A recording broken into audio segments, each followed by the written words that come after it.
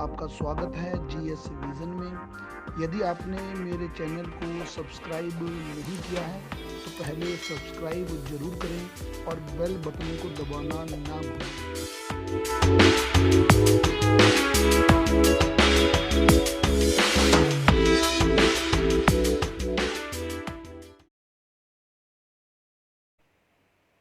Hello दोस्तों, मैं हूं अरविंदर। मैं उम्मीद करता हूं आप सभी स्वस्थ होंगे। आज हम भारत और नेपाल के बीच बढ़ रहे तनाव पर चर्चा करेंगे। भारत और नेपाल के बीच तनाव लिपुलेख दर्रे को लेकर बढ़ चुका है। भारत कैलाश मानसरोवर यात्रा के लिए लिपुलेख दर्रे तक सड़क का निर्माण कर रहा है, जिसका विरोध नेपाल के नागरिकों ने शनिवार को भारतीय दूतावास के बाहर किया, जिसके बाद दोनों के बीच तनाव बढ़ने की नौबत आ गई है। तो जो भारत है, भारत का BRO यानी कि बॉर्डर रोड ऑर्गेनाइजेशन जो है वो सड़क बना रहा है। ये सड़क पिथौरागढ़ के घटिया बगर से जो है लिपुलेख तक जाएगी। ये दुनिया के सबसे टफेस्ट रोड में से एक रोड होगी। अभी तक कैलाश मानसरोवर जो यात्रा है वो पैदल पगडंडी के माध्यम से होती थी यहाँ से, अब यहाँ पर जो यात्रा होगी वो सड़क के माध्यम से होगी, इसलिए नेपाल इसका विरोध कर रहा है। नेपाल के विरोध करने के पीछे मुख्य कारण जो नेपाल बताता है वो ये है, नेपाल का कहना यह है कि 1816 में अंग्रेजों और गोरखा सरकार के बीच एक संधि हुई थी, इसका नाम था सिंगौली की संधि। सिंगौली की संधि के अनुसार जो हुआ था, तो वहाँ पर भारत और नेपाल के बीच एक नदी बहती है, काली नदी। ये काली रिवर दोनों के बीच नेचुरल बाउंड्री बनाएगी। काली रिवर के इधर नेपाल पड़ेगा, दूसरी ओर उत्तराखंड यानी कि जो अंग्रेजों का शासन था वो शासन पड़ेगा। लेकिन काली नदी को नेचुरल बाउंड्री तो बना दिया गया, लेकिन काली नदी का जो उद्गम क्षेत्र है यानी कि जो ओरिजिन पॉइंट है, ये वाला, इसे बोलते हैं काला पानी ताल, इस पर कोई चर्चा नहीं हुई। काला पानी ताल को लेकर दोनों के बीच डिस्प्यूट चल रहा है। भारत बोलता है मेरा भाग है, नेपाल बोलता है कि ये मेरा भाग है। यहीं पर एक दर्रा पड़ता है, लिपुलेख दर्रा। तो काला पानी ताल और लिपुलेख पास, इन दोनों के बीच विवादित है। नेपाल अपना क्लेम करता है और भारत इस पे अपना क्लेम करता है। तो आगे बढ़ने से पहले थोड़ा सा भारत और नेपाल की बाउंड्री के बारे में जान लें, बॉर्डर के बारे में। अगर भारत और नेपाल के बॉर्डर की बात करें तो भारत के 5 राज्य नेपाल को स्पर्श करते हैं। पहला है उत्तराखंड, दूसरा है उत्तर प्रदेश, तीसरा है बिहार, चौथा है वेस्ट बंगाल और पांचवा है सिक्किम। ये 5 राज्य हैं जो नेपाल को स्पर्श करते हैं। ऊपर नेपाल को तिब्बत स्पर्श करता है, क्योंकि आप सभी को पता है कि 1950s के आसपास से तिब्बत जो है वो चीन के अंडर में है, यानी कि ऊपर जो है वो चीन स्पर्श करता है। तो नेपाल का बॉर्डर हमारे लिए बहुत बहुत महत्वपूर्ण है, क्योंकि भारत के 5 राज्यों को स्पर्श करता है। क्योंकि अगर यहाँ तक चाइना पहुँचता है तो हमारे लिए खतरा है एक तरीके से, इसलिए नेपाल से हमें मित्रता बना के रखनी पड़ेगी। और ये जो लिपुलेख और कालापानी का जो इशू उठा है, इस इशू को हमें जल्द ही रिजॉल्व करना पड़ेगा। अगर दोनों के बीच बात करूं तो दोनों के बीच जो बाउंड्री बनाती है वो 2 नदियां बनाती हैं। उत्तराखंड और नेपाल के बीच काली नदी बाउंड्री बनाती है। काली को कर्णाली भी कहते हैं, महाकाली भी कहते हैं, श्यामा भी कहते हैं। और इधर जो सिक्किम वाला पार्ट है, यहाँ पर एक नदी बाउंड्री बनाती है जिसका नाम है मेचई नदी, मेचई रिवर महानंदा की ट्रिब्यूटरी है। और महानंदा गंगा में मिलने वाली भारत से अंतिम नदी है। तो मेचई और काली दोनों की बाउंड्री बनाती है। और दोनों की मैं अगर बात करूं तो काली नदी पर एक डैम बन रहा है, पंचेश्वर डैम का अधिकांश लाभ हम नेपाल को देने वाले हैं। इसके अलावा कोसी नदी भी नेपाल से आती है, जो बिहार आती है। कोसी नदी के ऊपर यहाँ पर हनुमान नगर एक जगह पड़ती है नेपाल में, वहाँ पर कोसी डैम बनाया गया है, जो भारत और नेपाल की संयुक्त परियोजना है। तो नेपाल का काफ़ी महत्व है हमारे लिए। भारत के बाद सर्वाधिक हिंदू आपको नेपाल में मिलेंगे। विश्व में सर्वाधिक हिंदू प्रतिशत नेपाल में है। पशुपतिनाथ मंदिर नेपाल में है। और ये बहुत सारी बातें हैं जो भारतीय नेपाल रिलेशन को प्रभावित करती हैं। लेकिन कालापानी ताल और लिपुलेख की वजह से ये रिलेशन थोड़े डगमगाते हुए नजर आते हैं। तो देखिए, जो डिस्प्यूट उठे हैं भारत और नेपाल के बीच, वो डिस्प्यूट क्या है। पहला डिस्प्यूट तो ये हुआ कि जब पिछले साल भारत ने अपना मैप जारी किया तो अपने मैप में भारत ने काला पानी को अपना हिस्सा बताया। काला पानी को अपना हिस्सा बताया तो नेपाल ने इस बात पे विरोध किया था। पहली बात तो ये हुई। और दूसरी बात, काला पानी ताल के पास एक दर्रा पड़ता लिपुलेख दर्रा। 2015 में 2015 में भारत और चीन के बीच लिपुलेख समझौता हुआ, लिपुलेख एग्रीमेंट हुआ। नेपाल ने इसका विरोध किया, भारत सरकार को चिट्ठी भी लिखी और चीनी सरकार को भी चिट्ठी लिखी, क्योंकि नेपाल ने कहा कि जो लिपुलेख दर्रा है वो भारत चीन के साथ साथ नेपाल में पड़ता है, यानी कि एक ऐसा दर्रा जो चीन, भारत और नेपाल तीनों को जोड़ता है। ऐसे दर्रे को बोलते हैं ट्राई जंक्शन पास, ट्राई जंक्शन। तो लिपुलेख एक ट्राई जंक्शन पास है जो 3 देशों को जोड़ता है, नेपाल, भारत और चाइना।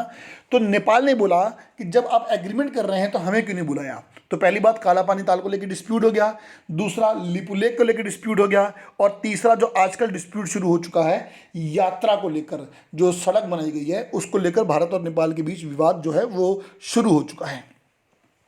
अगर मैं यात्रा की बात करूं तो रूट की बात करें अगर हम, तो ये पाएंगे कि अगर आपको कैलाश मानसरोवर की यात्रा करनी है तो कैलाश मानसरोवर जो जगह है वो तिब्बत में पड़ती है। कैलाश मानसरोवर जाने के 3 रूट हैं। पहला रूट दिल्ली से आप उत्तराखंड होते हुए जा सकते हैं लिपुलेख दर्रे से।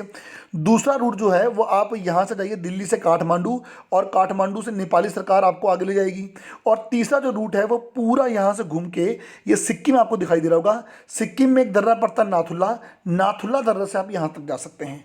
तो मतलब कैलाश मानसरोवर यात्रा के लिए 3 रूट हैं। पहला रूट जो है वो दिल्ली से मैं मान लेता हूँ उत्तराखंड होते हुए सीधा, दूसरा जो काठमांडू होते हुए जाएगा, और तीसरा जो है वो सिक्किम में नाथुला पास होते हुए जाएगा। तो ये जो रूट है नेपाल का रूट, देखिए नेपाल में काठमांडू रूट, इस पे हम नहीं जाते हैं क्योंकि इस पर नेपाली सरकार से हमारा कोई समझौता नहीं हुआ है। जो रूट है नाथुला पास यानी कि सिक्किम वाला, ये रूट देखिए, इसके बारे में जानिए। तो ये जो रूट है पुराने समय में, प्राचीन इतिहास में जो सिल्क रूट था, यानी कि जो सिल्क था रेशम, वो चीन से भारत होते हुए रोम देशों में जाता था, तो वो नाथुला पास से होकर जाता था। तो नाथुला पास सिल्क रूट के लिए फेमस था। 1962 भारत चीन युद्ध के बाद इसे बंद कर दिया गया। 2006 में इसे पुनः खोला गया। 2014-15 में नाथुला पास से कैलाश मानसरोवर यात्रा जो है वो शुरू की गई। लेकिन हुआ क्या कि 2017 में आपको पता होगा कि भूटान और चीन के बीच एक इशू हुआ था, डोकलाम इशू। यहाँ पे एक जगह पड़ती है डोकलाम। डोकलाम मुद्दे पर भारत जो था वो भूटान के संग खड़ा हो गया, जिसके बाद जो चीन है उसने नाथुला दर्रे को 2017 में पुनः बंद कर दिया।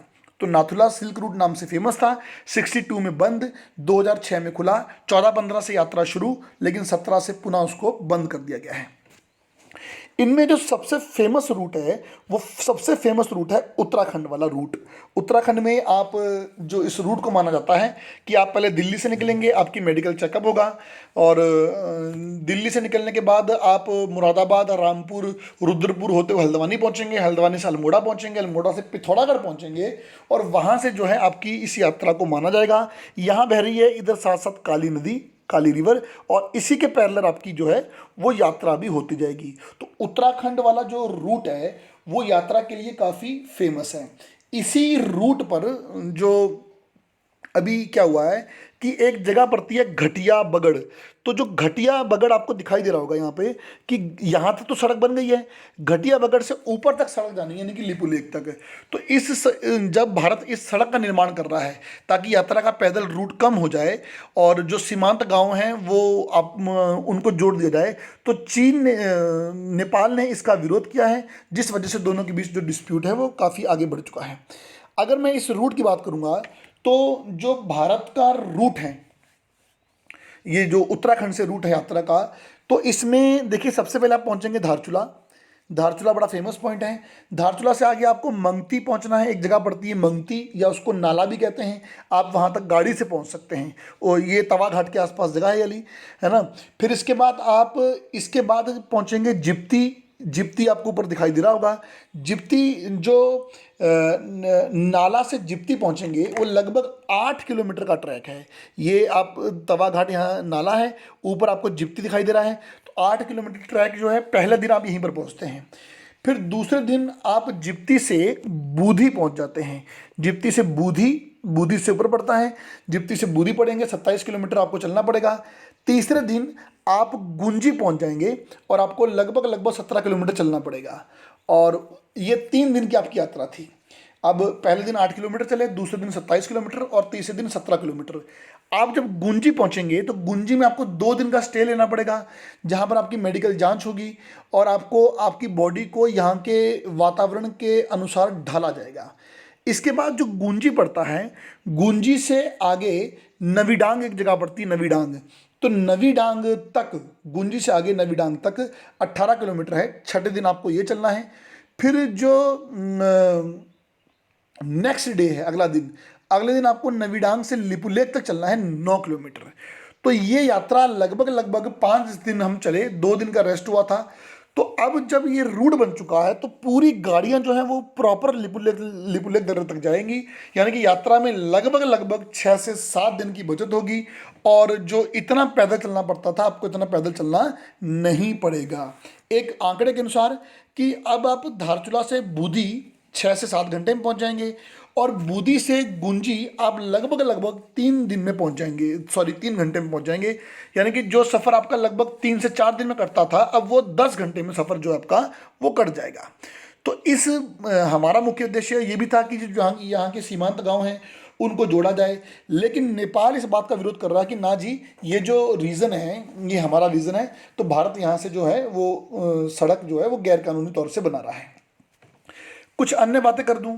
उत्तराखंड से कैलाश मानसरोवर यात्रा 1961 से पहले 3 दर्रों के माध्यम से होती थी। पहला लिपुलेख, दूसरा किंगरी बिंगरी और तीसरा था नीति घाटी। 1962 में युद्ध के बाद इन्हें बंद कर दिया गया। 1981-1981 में लिपुलेख दर्रे को खोला गया। बाकी जो शेष दर्रे हैं उनको नहीं खोला गया।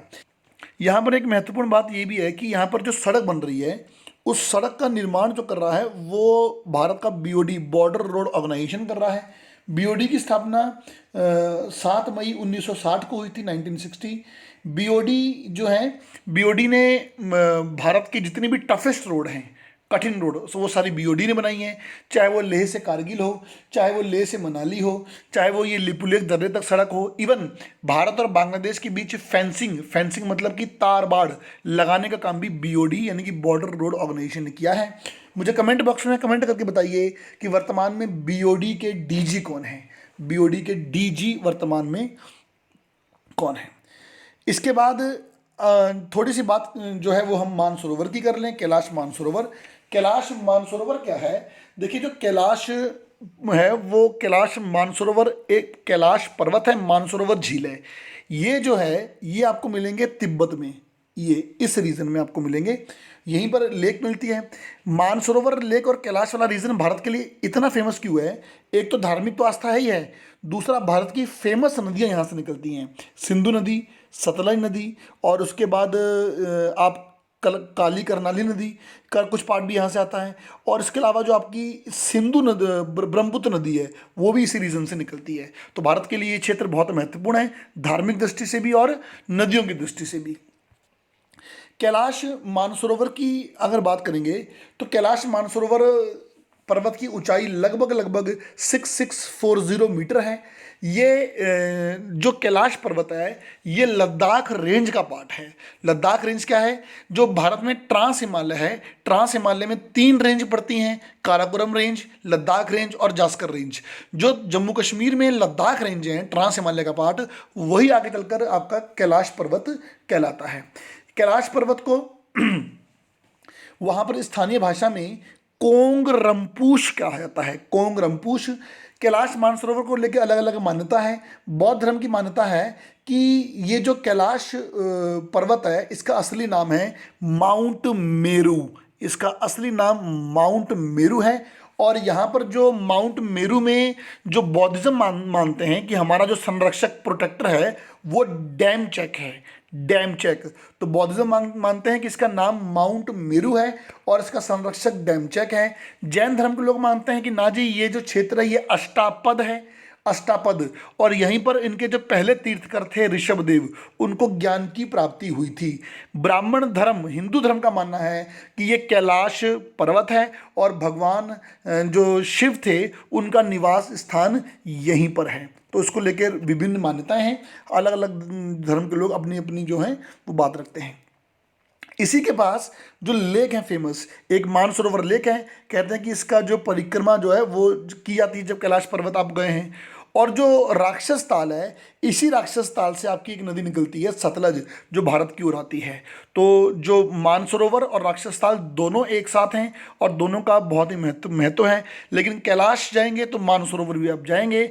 मानसरोवर दुनिया की सर्वाधिक ऊंचाइयों में स्थित पवित्र झीलों में से एक है। तो ये था कैलाश मानसरोवर यात्रा का थोड़ा सा पार्ट। और इसके अलावा जो भी वर्तमान में मुद्दा उठा है वो मुद्दा मुझे कमेंट बॉक्स में कमेंट करके बताइए कि वो कौन सा गांव है उत्तराखंड का, जहां 1998 1998 में एक बादल फटा था जिसकी वजह से 300 लोग मारे गए थे। और उसमें मशहूर जो हमारी नृत्य कलाकार